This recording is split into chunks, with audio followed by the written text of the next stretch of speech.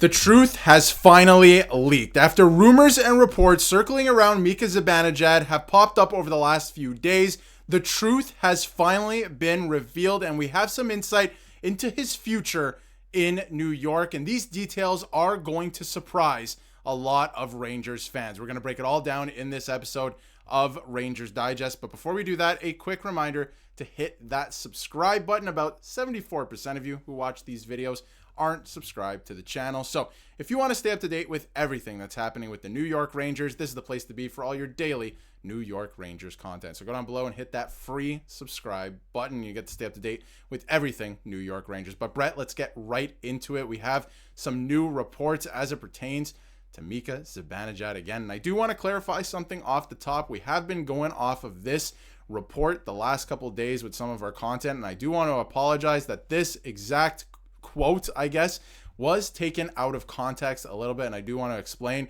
that Arthur Staples suggesting that he believes Chris Drury and the New York Rangers will ask Mika Zibanejad about playing somewhere else and maybe to waive his no movement clause, but they haven't officially done that yet. And I think that the Rangers believe it could be best to move on from Zibanejad, and they might bring it to his attention, but they haven't done that yet, and there will be a conversation this summer or in the next couple of weeks. So I did want to clarify that. But there are some new reports from Arthur Staple as well and some others that the Toronto Maple Leafs might be interested in Mika Zibanejad, which is very interesting. But one thing I wanted to touch on first, before we get into any team that might be interested in the player, is that Elliot Friedman did say that if the Rangers want to move someone, they'll do what it takes to move someone. But if it is Zibanejad essentially wants a reason to be moved, which I think is interesting. And in the post this morning from Molly Walker, Mika Zibanejad's wife has weighed in on the speculation and said, "We just bought a new home in New York,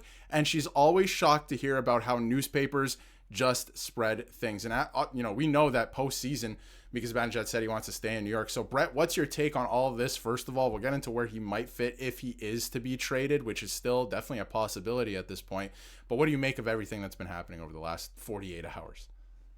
Yeah, well, Darius, my take on everything is what's going on with Mika Zibanejad here is nothing short of mind-boggling because, like I said, I think it would be in the Rangers' best interest to move off of Mika here, whether he wants to be a Ranger or not. It's nothing against Mika. It's just the fact that this team has to go one way or the other. In sports, you don't get success by kind of being in the middle, tweening. You either are going to go all in with this Rangers core of veterans, which was, Chris Kreider, who recently got moved, Jacob Trouba and others, or you're going to head in a different direction, which it looks like the Rangers really want to do, which is not completely rebuild, Darius, but retool, bring in established guys, but guys who are younger, not bringing in 20-year-old, 21-year-old prospects, but guys like 23 in the 23 to 26, 27 range, established young players in this league who could replace these aging veterans and really make an impact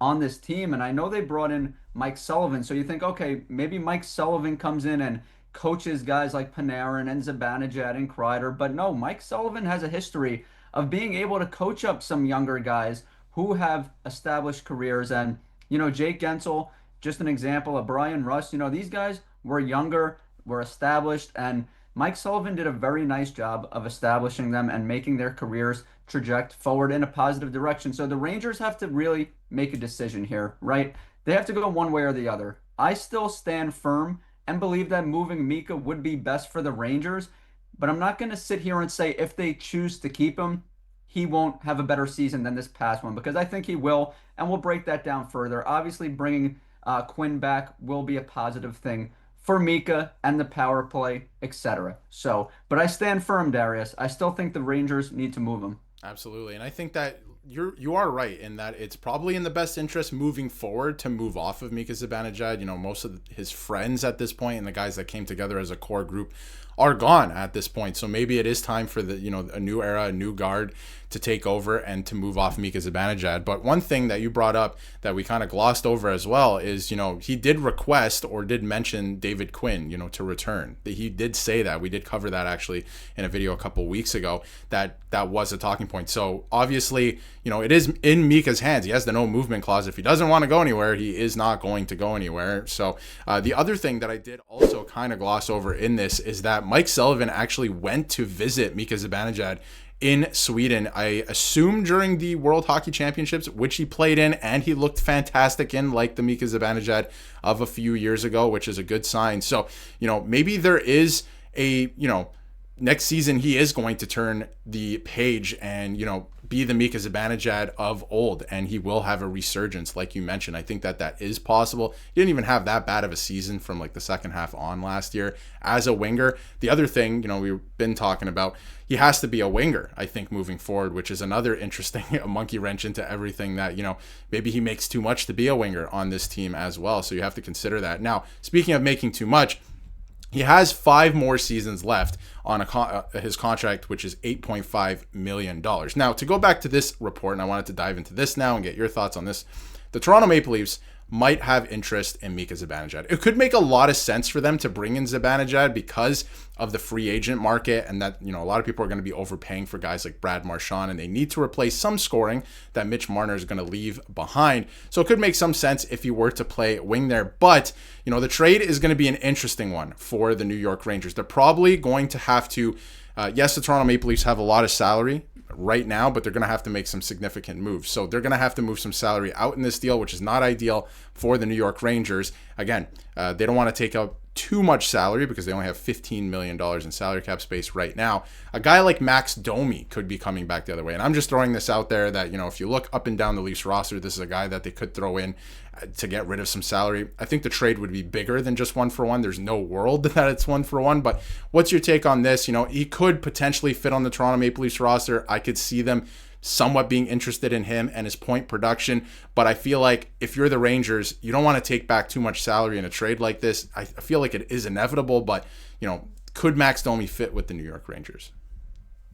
Darius, I believe so. And I think that the Toronto Maple Leafs are a very good trade partner for the New York Rangers. And I understand they're in the Eastern Conference, and Chris Drury doesn't like making significant trades in the Eastern Conference. But like, Mika Zibanejad is not that significant of a piece. He's not, he's 32. He's not 22 and on the rise and, just a game wrecker where it could come back to haunt you for the next decade. Like Mika Zibanejad is still a good player, but, he's not elite by any stretch. And the Maple Leafs did have interest in Chris Kreider before the Rangers moved him. So I really believe that what Toronto is looking for here, especially with most likely Mitch Marner finding a new team this offseason, you just flashed it there a little while ago. The Toronto Maple Leafs have a ton of cap space to play with here, over $25 million. And who's to say that they can't bring in a Mika Zibanejad along with a Sam Bennett type who we've seen Toronto, like Toronto, Carolina, Florida. Those are probably the top contenders there for Bennett. And I do expect him to return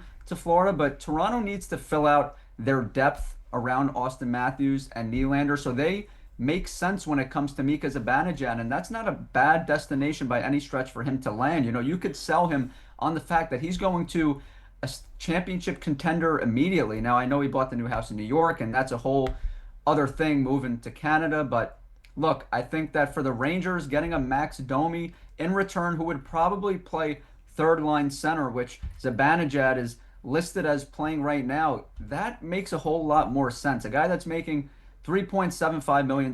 That's the type of money you pay to a third line center, not nearly $9 million, which Mika is getting paid. It's just bad business. Now, you spoke about transitioning him into a winger, and I don't like that either, Darius, because I understand the success he had in 25 games. He had 28 points at right wing, and he could certainly play that position, but why not bring in an actual natural right winger like a JJ Peterka, who we've spoken about, or bring in a Marco Rossi, who you could put on the third line center as well.